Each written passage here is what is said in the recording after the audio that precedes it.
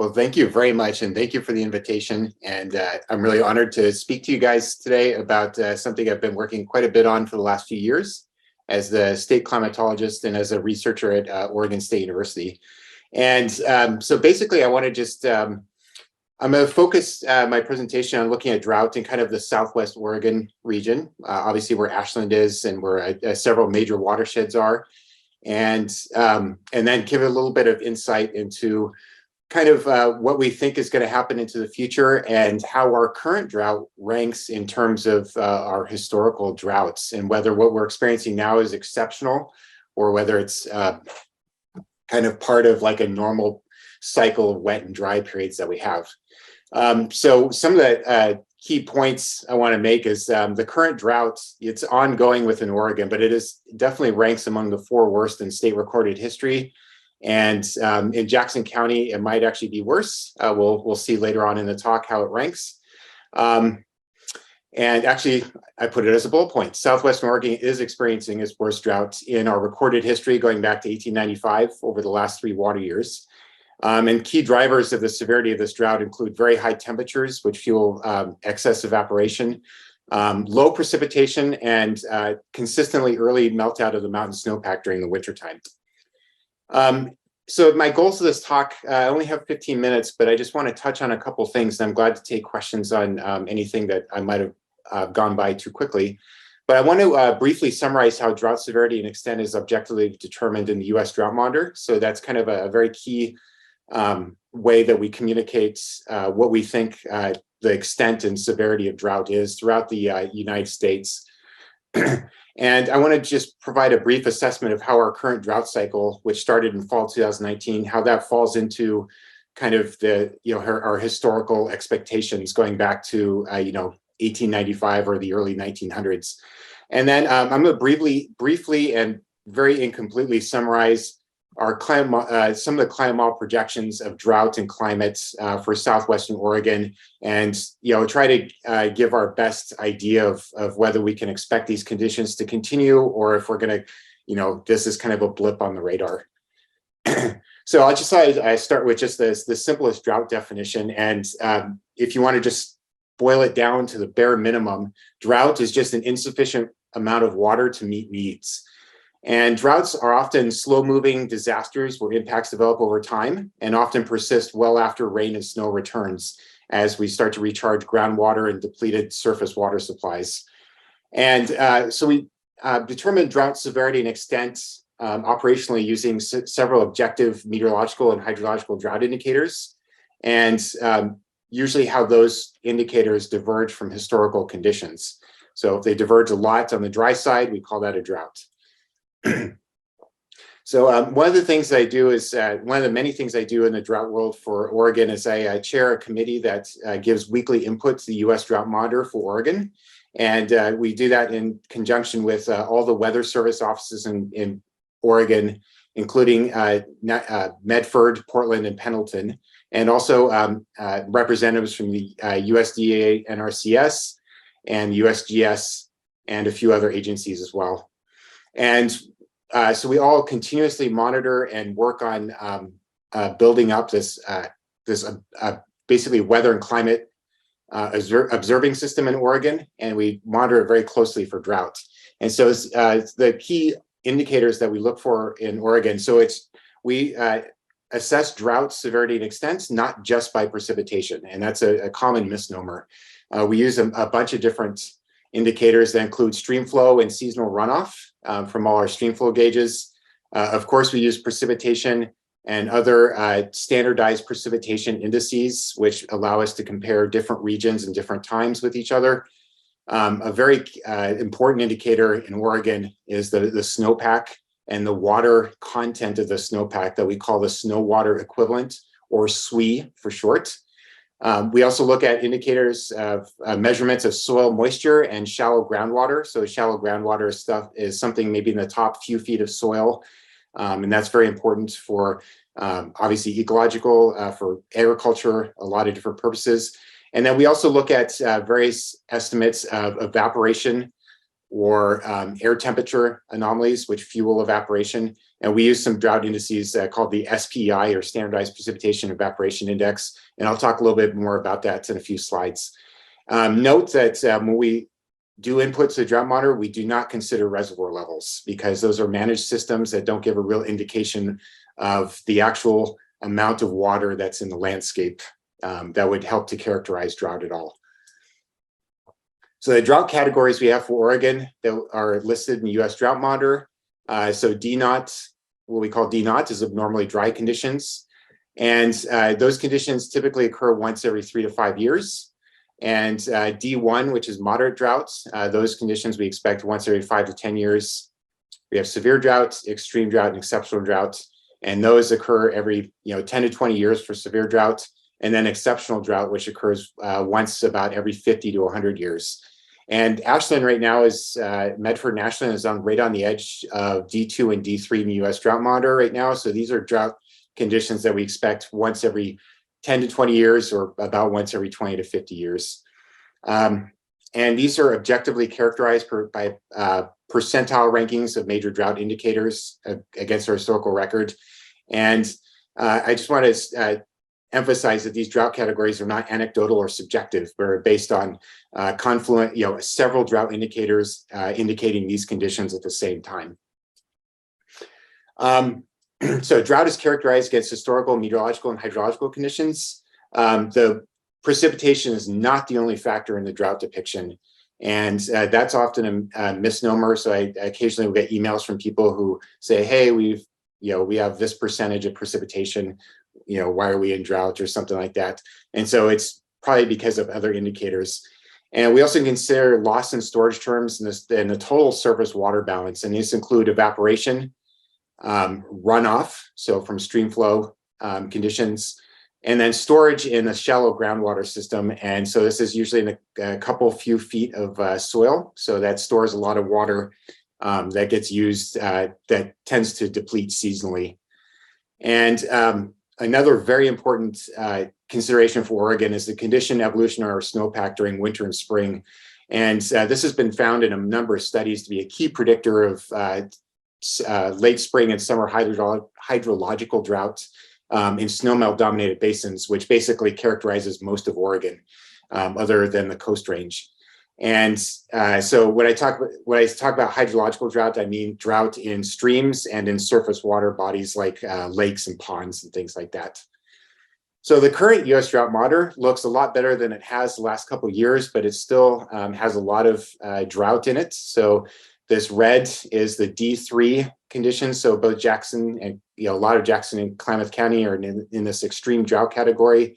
And then we still have some exceptional drought category in Crook County that keeps hanging around out there. So that D4 is really reserved for some of the historically worst droughts that we've ever experienced.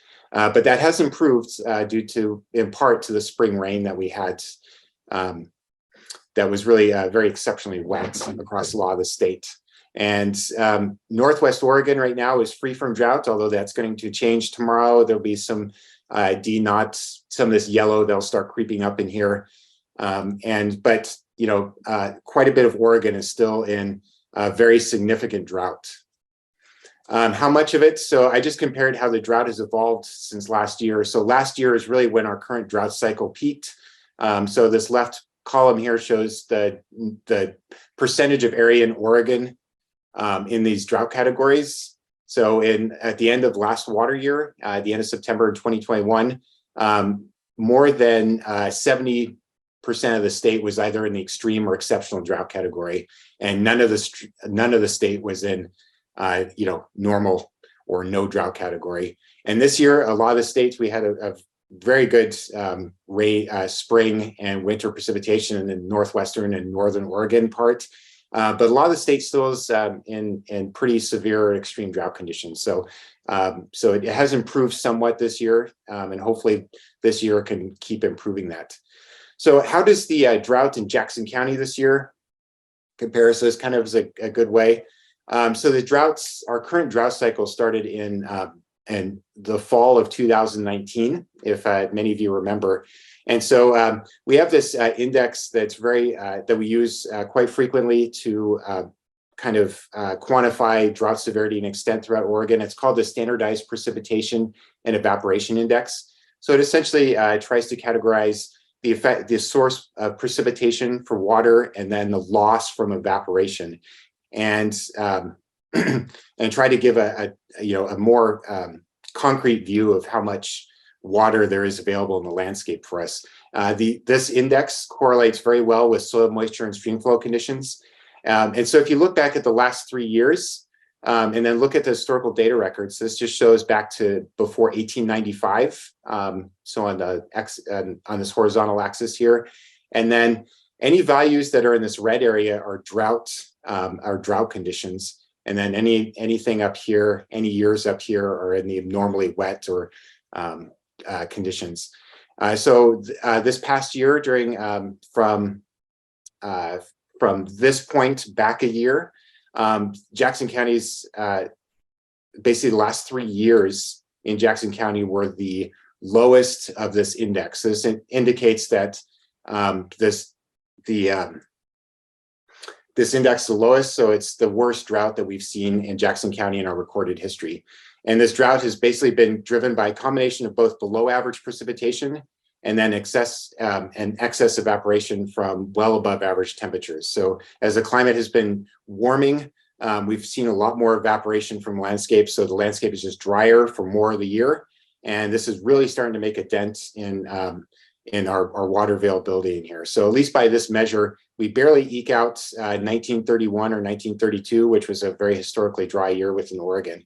So you're currently living in conditions that were among the worst droughts in our, basically, that any human has experienced within Oregon. So the precipitation, I just want to show that, this is a kind of a time series of precipitation going back to 1895 to 2022 here. And 18 out of the last 22 years, Jackson County has received below average precipitation. So all these years, really the last time we had a really good wet period was in the mid to late 90s throughout here. And then only just a couple years interspersed where we've had a little bit wetter than normal. So if it seems that it's gotten perpetually dry within Southwest Oregon, at least from the precipitation perspective, that is definitely occurring here. So if you look back at these last 22 years, how does this rank historically, throughout the last 1,000 years, for instance? And there was a very well done study that just came out within the last year. And this attempted to estimate many of you may have heard that the US Southwest has been experiencing what's called this mega drought. It's kind of a colloquial term that's been used a lot to describe the dry conditions we've experienced over the last 20 plus years within the Southwest US. And this study actually also looked at Oregon as well. And they reconstructed soil moisture records from tree rings back to about the 800 CE, so over the last 1,200 years. And they found that the last 22 years in Southwest Oregon, so it's what this left panel here shows, basically the Southwest Oregon has experienced one of its 3 driest periods within the last 1,200 years. So the last 22 years has been way drier than almost anything within the last 1,200 years. So this is definitely an exceptionally dry period. And this also kind of joins in with a lot with the desert Southwest. So Arizona, the Four Corners states, they've been among their driest as well. So Southwest Oregon is definitely in that conversation as well. So, so now I want to get into just the last couple minutes that I have into looking at what our climate model projections show for the next, for the rest of this century. And good news is that, there's projections, most of our projections show that our precipitation might increase slightly over the historical data record, but it's not going to lower very dramatically, at least according to these projections. And so what this shows is a time series from 1950 to 2100. And this shows kind of these climate models were run over our historical period to see how well they represent it, which it represents precipitation very well. And so this curve just shows the annual average precipitation over this time period. So and this is for Medford. And so it shows, it gets about, in the low, 22 inches a year, which is about right. And then it looks at the conditions going forward in time, the projections. And it uses a low emission scenario and a high emission scenario to try to get a range of conditions, basically trying to see what we do with greenhouse gas emissions. And it shows that precipitation really isn't going to change much over the next century. So that's very good good news. Bad news, though, is that evaporation, or what we call evapotranspiration, which takes into account evaporation for both the soil and also water loss from plants as they respire. And it shows that because of increasing temperatures as we go further into the century, the amount of evaporation in the landscape is going to change a lot. And the annual evaporative water losses are expected to increase by 10 or 20% by the end of the century. So it doesn't sound like a lot, but what it is we're talking a lot about inflation in the monetary supply last year or so. And this is actually something that's kind of like an inflationary factor in our water supply. So, we'll get about the same amount of precipitation, but more of it's going to evaporate away. So precipitation will just not go as far to meet our water needs of society or nature into the future, and by quite a bit. And of course, the main factor in driving the increased evaporation is basically the increase in temperature as we go forward. So this is also kind of our maximum, our annual temperature, daily maximum temperature, also for Medford. So this kind of shows just a projection into the future. So depending on which emission scenario we follow, our expected maximum temperatures is expected to rise by about 5 or 9 degrees Fahrenheit by the end of the century. So that's just the average. So it's a pretty significant increase in our temperature. One of the other things that we're really looking out for the water supply is just our decline in the winter snowpack. This is due to not to changes in precipitation, but it's the changes in temperature. So we're instead of getting more snowfall in the mountains, a lot of that precipitation will fall as rain. And as we know, rain just runs off into the rivers fairly quickly, whereas the snowpack is important because it stores water for months at a time until we need it come spring and summer. This shows for the low emission scenario, just the percentage change in the water content of the snowpack on April 1st. And we often use April 1st as usually, on average, it's about when our snowpack has the most water in it. And so it's kind of an important date that we look at in terms of our water supply for the spring and summer. And basically the lower emission scenario indicates that below about 3,500 or 4,000 feet in elevation, most of this, there will be very little snowpack, very little water in the snowpack anymore compared to conditions now. And then if we go up into higher elevations along the Cascades, the snow, and that's really where there's a lot of the water stored, but the snowpack here is projected to decrease by about 20% or so. And this is by mid-century. So this is kind of the 30-year average between 2040 and 2070. So these changes are coming, will be coming within our lifetimes. So we can just kind of expect more snow, less water available in the snowpack later into the spring. This is the higher emission scenario, and I'm always a little hesitant to show it because it shows a very dramatic decline in our snowpack on April 1st, on the order of about 40 or 50% over most of the Cascades, over most elevations. So it's a really dramatic decline.